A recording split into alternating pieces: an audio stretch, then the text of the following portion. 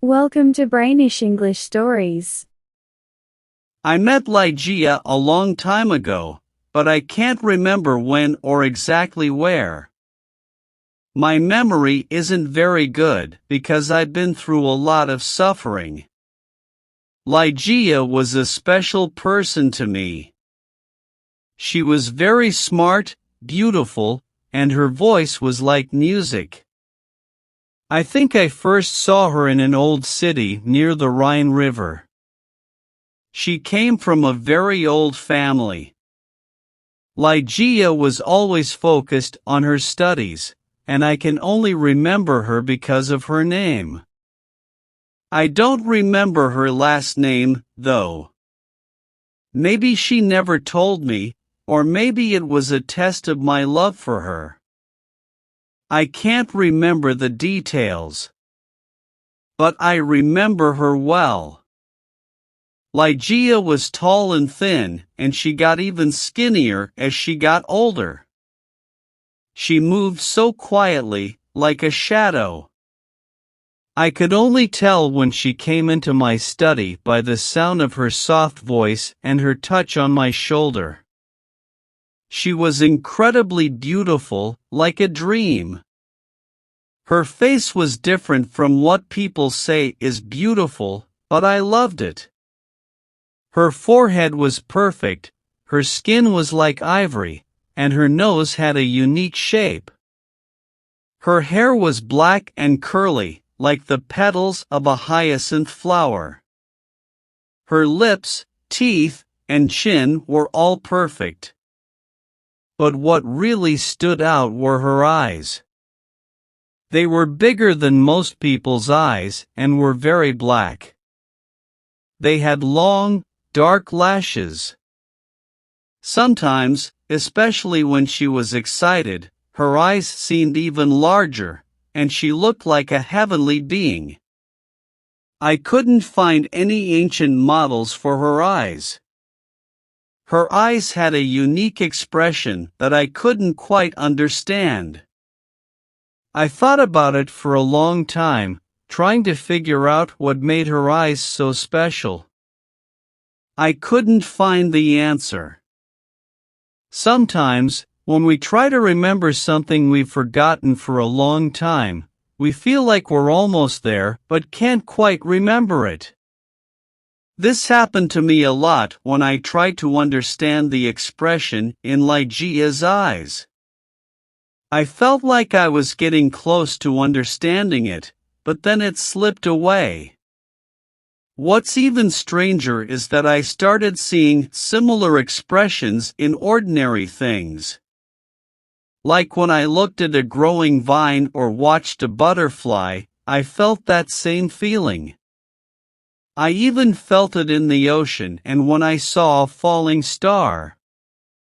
Sometimes, I saw it in the eyes of very old people or certain stars in the sky. It also happened when I heard music from stringed instruments or read certain passages in books.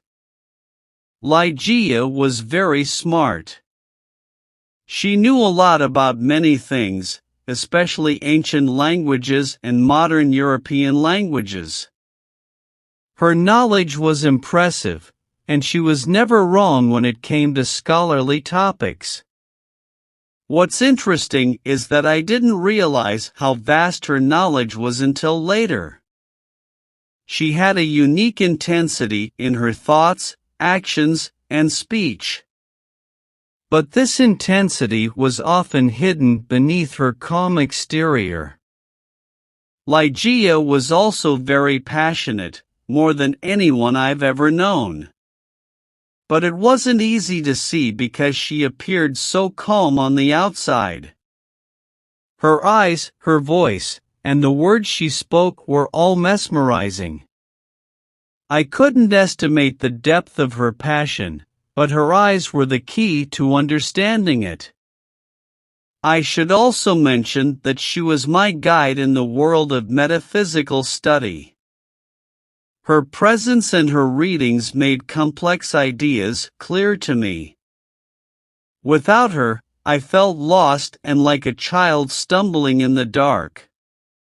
But as time passed, my hopes started to fade. Ligeia's health declined, and her eyes, once so bright, began to lose their luster. I knew she was going to die, and I fought against it with all my might. She fought too, even more fiercely than I did. I thought she wouldn't fear death, but I was wrong. In her final moments, she struggled with all her strength, and her calm demeanor finally cracked. Her voice became gentle and low, and she spoke of things that were beyond mortal understanding. It was a haunting and unforgettable experience. Ligeia loved me deeply, and I could feel it. But her love became most apparent to me in her final moments. She held my hand and poured out her heart, confessing her love in a way that felt like idolatry. How could I have deserved such love? And how could fate be so cruel as to take her away when she confessed her feelings to me? I can't dwell on this too much, it's too painful. I can only say that her love was intense, and I understood her longing for life, a desire I cannot adequately describe or express. On the night she passed away, in the middle of the night, she called me to her side and asked me to recite some verses she had written a few days earlier. I did as she requested. Her words left a deep impression on me. Ligeia was very emotional when I finished reading the verses. She jumped up, raised her arms, and said loudly, "O God! O Divine Father! Who understands the mysteries of our strong will? People don't give in to angels or death completely unless their will is weak." Then she sat back down on her bed, looking very serious. As she took her last breaths, she whispered some words. I leaned in to hear and heard her say the last lines of the passage by Glanville, "People don't give in to angels or death completely unless their will is weak." She passed away, and I felt very, very sad. I couldn't stay in the lonely city by the Rhine anymore. I had plenty of money, thanks to Ligeia. After a few months of wandering around without a purpose, I bought an abbey in England. It was in a remote and wild part of the country, just like the loneliness I felt inside. But inside the abbey, I made everything look very fancy. It was a bit silly, something I enjoyed doing even when I was a child. And now, in my sadness, I was doing it again.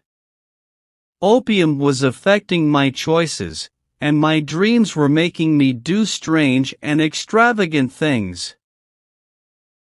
Let me describe just one room, the most cursed of them all, the bridal chamber where, in a moment of madness, I brought Lady Rowena Trevanion as my bride after Ligeia's death. I remember every detail of that room. It was in a tall part of the abbey, shaped like a five-sided room, and it was quite big. The only window was a very big piece of glass from Venice, tinted gray, so the sunlight or moonlight made everything inside look a bit scary. Above the window, there was an old vine growing, climbing up the walls. The ceiling was made of dark wood and had lots of patterns on it. In the middle of the ceiling, there was a big golden thing hanging from a long chain. It looked like something from a faraway place, with lots of little holes so smoke could come out in different colors. In the room, there were some soft seats and fancy golden candle holders in different places. And there was a special bed, too, made of dark wood, with a big cloth above it. But the most interesting part was the way the room was decorated. The tall walls were covered with fancy cloth made of gold, with spots that were black and looked like fancy designs. These designs changed when you moved around the room. They looked like strange monsters from one side, and when you stood in a different place, they turned into weird shapes from old stories or dreams monks had. In rooms like these, especially the bridal chamber where I stayed with Lady Rowena, things were not so bad at first. My wife was scared of my bad temper and avoided me, which was fine by me because I hated her like a demon. I couldn't stop thinking about my beloved Ligeia, who was so pure, wise, and beautiful. I longed for her intensely. In my opium-induced dreams, I called out her name at night or during the day in the quiet valleys, as if I could bring her back to life.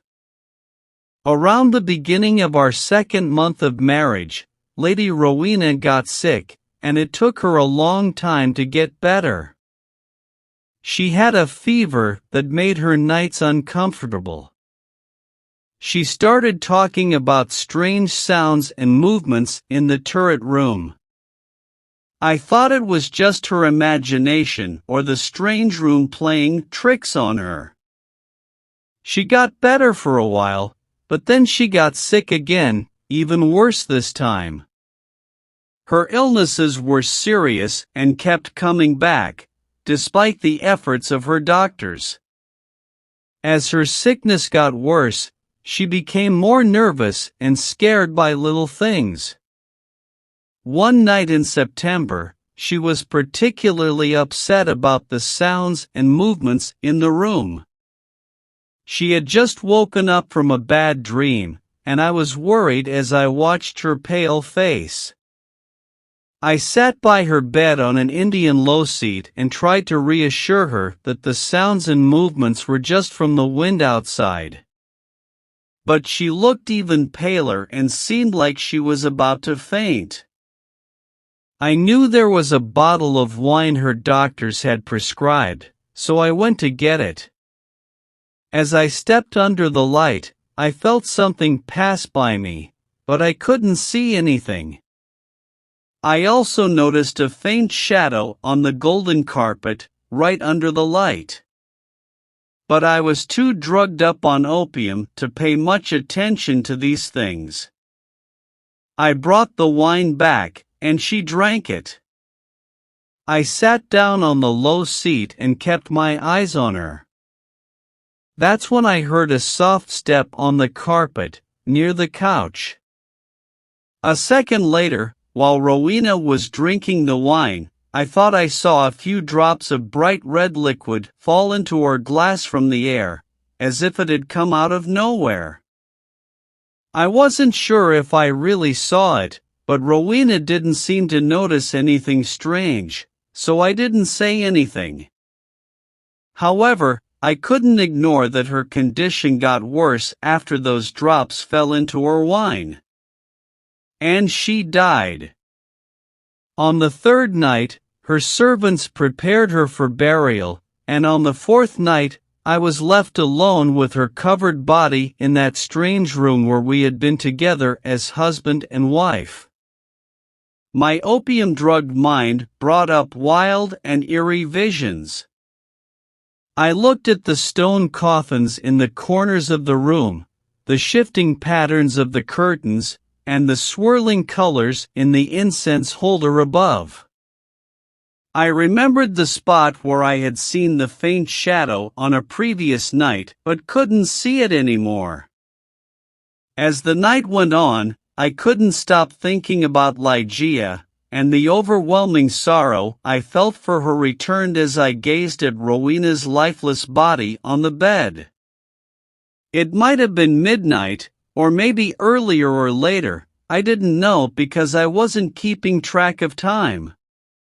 Suddenly, I heard a soft, quiet sob. It came from the ebony bed where Lady Rowena was lying.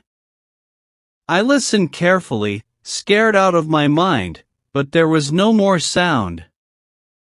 I stared at the lifeless body, trying to see if there was any movement, but there was nothing. However, I knew I hadn't imagined it. I had heard that noise, however faint, and it sent a shiver down my spine.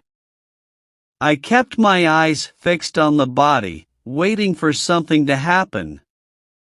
Many minutes passed with nothing unusual. Then, I noticed a very faint hint of color on her cheeks and eyelids, and her skin looked less pale. It filled me with an indescribable horror and fear, like nothing I had ever felt before. My heart seemed to stop, and I couldn't move. But I knew I had to do something. I couldn't deny it any longer. Rowena was still alive. I realized we had been too hasty in preparing her for burial. I needed to act quickly, but there was no one around to help. The servants were in another part of the abbey, and I couldn't leave the room. So, I struggled on my own to bring her back to life. I rubbed her temples and hands and did everything I could think of, based on what I had read about medicine. But it was all in vain. Suddenly, the color vanished from her face and eyelids, and her lips returned to their deathly pale state. She became cold, rigid, and showed all the signs of death. I fell back onto the couch in horror, and my mind filled with visions of Ligeia. An hour passed like this when, unbelievably, I heard a faint sound again, this time like a sigh. I rushed to the body and saw her lips trembling. A minute later, they relaxed, revealing her pearly white teeth. I was filled with amazement and terror. I felt my vision blur, and my thoughts became confused. I had to force myself to focus on what I needed to do. There was a slight warmth on her forehead, cheeks, and throat. Her whole body seemed to be warming up, and her heart started to beat faintly. Lady Rowena was alive, and I was determined to bring her back completely. I did everything I could, based on what little I knew about medicine, to revive her. But it was hopeless. Suddenly, all the color left her, her heart stopped, her lips turned pale, and her body became cold and lifeless once again, just like it had been for days. I fell back on the couch, overcome with exhaustion and despair. I was lost in my thoughts of Ligeia when, for the second time that night, I heard a soft sound coming from the direction of the ebony bed. But why should I describe in detail the unspeakable horrors of that night? Why should I tell you how, time and time again, until just before dawn, I witnessed the terrifying drama of Lady Rowena's revival, each time ending in an even more hopeless death? Each time, it looked like she was struggling against an invisible enemy, and her appearance changed in disturbing ways.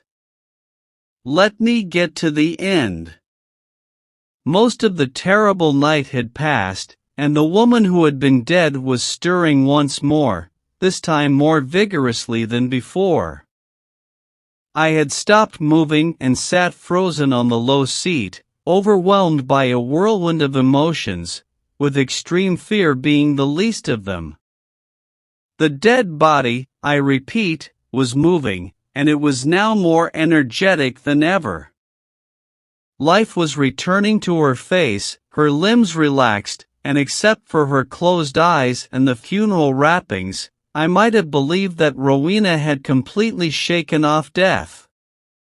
But even if I still had some doubts, they disappeared when she got up from the bed. She stood there, swaying with unsteady steps, her eyes shut, and she looked like someone lost in a dream. I didn't move, I just stared at her. My thoughts were in chaos, and I was paralyzed by a mixture of emotions. Was it really Lady Rowena in front of me? Could it be her Lady Rowena Trevanion of Tremaine, with her fair hair and blue eyes? Why should I doubt it? The cloth was still tied around her mouth, but maybe it was just Lady Rowena's mouth, and she was breathing. The cheeks were still rosy, just like when she was alive, weren't they? But had she grown taller during her illness? Why did that thought drive me to madness? In a single leap, I was at her feet. She moved away from me, and her long, disheveled hair fell from her head as she removed the ghastly wrappings. Her hair was blacker than the midnight raven. Slowly, she opened her eyes. "It must be her," I cried out. "I can't be wrong now. These are the full, dark, wild eyes of my lost love, Lady Ligeia."